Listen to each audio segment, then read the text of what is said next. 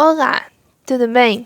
Para essa questão, a gente precisa apenas ir fazendo a resolução de toda essa associação de resistores para que, quando chegue no final, a gente consiga descobrir qual é, o valor desse reostato para que a resistência equivalente seja igual a 5 kΩ.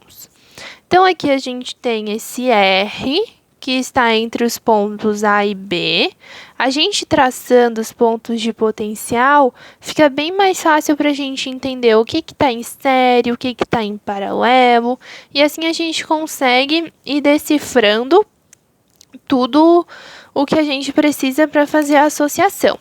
Nós sabemos que quando um ponto passa por um elemento, um resistor, seja o que for, ele muda o valor de seu ponto. Então, por exemplo, aqui estava em A, aí passou por um resistor, ficou em C, por exemplo. Aí aqui, é B, só que ele passou por um fio, não passou por nada.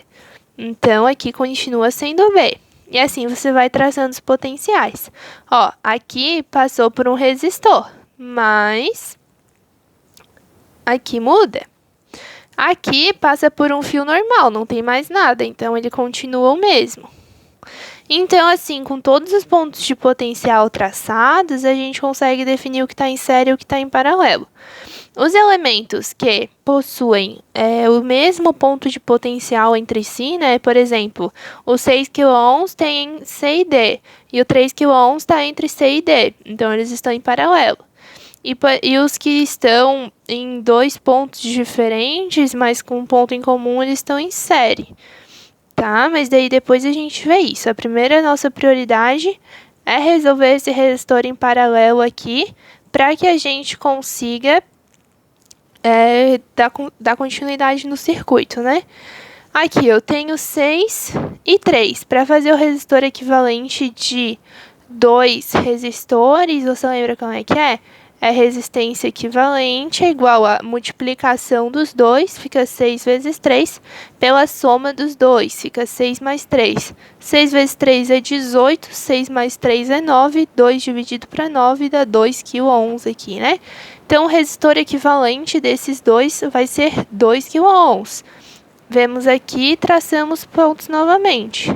A, B, aqui é o mesmo ponto, então fica B.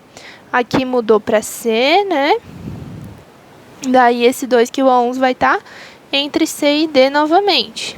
Perceba que agora, esse 2 kΩ está entre C e D. Mas aqui você poderia ter, por exemplo, o pensamento de que o 1 kΩ está entre C e B e o 7 está entre B e D. Então, o 7 e 1 estão em série.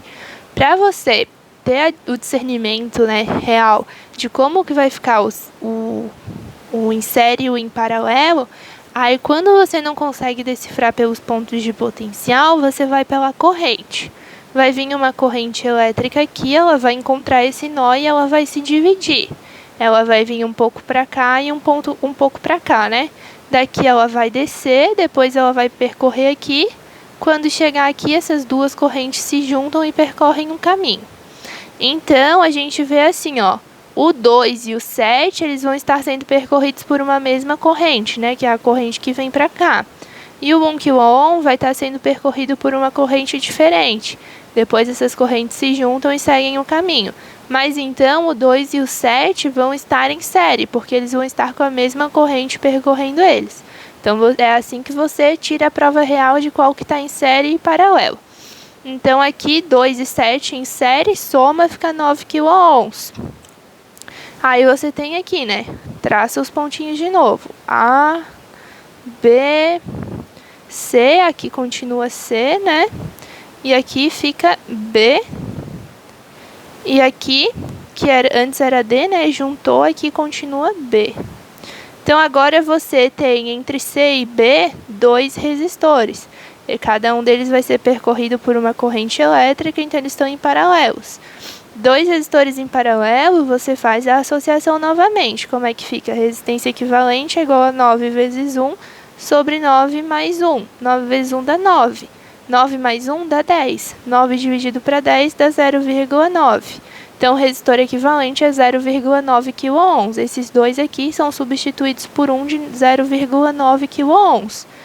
Então, você vem aqui e traça A, daí aqui fica C e aqui fica B, né? Entre esses pontinhos aqui. Novamente, a gente vai analisar pela corrente. Desce uma corrente aqui, né? Chega a corrente aqui, desce uma aqui e outra percorre aqui. Essa corrente vem, desce e depois se junta com a outra, continua no caminho. Então, 5,1 kΩ e 0,9 kΩ estão em série. A gente soma os dois e tem que esses dois aqui equivalem a um resistor de 6 kΩ.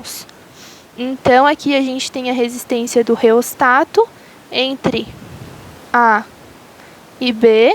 Perdão, aqui é A, né? Aqui é A ainda, e aqui fica B.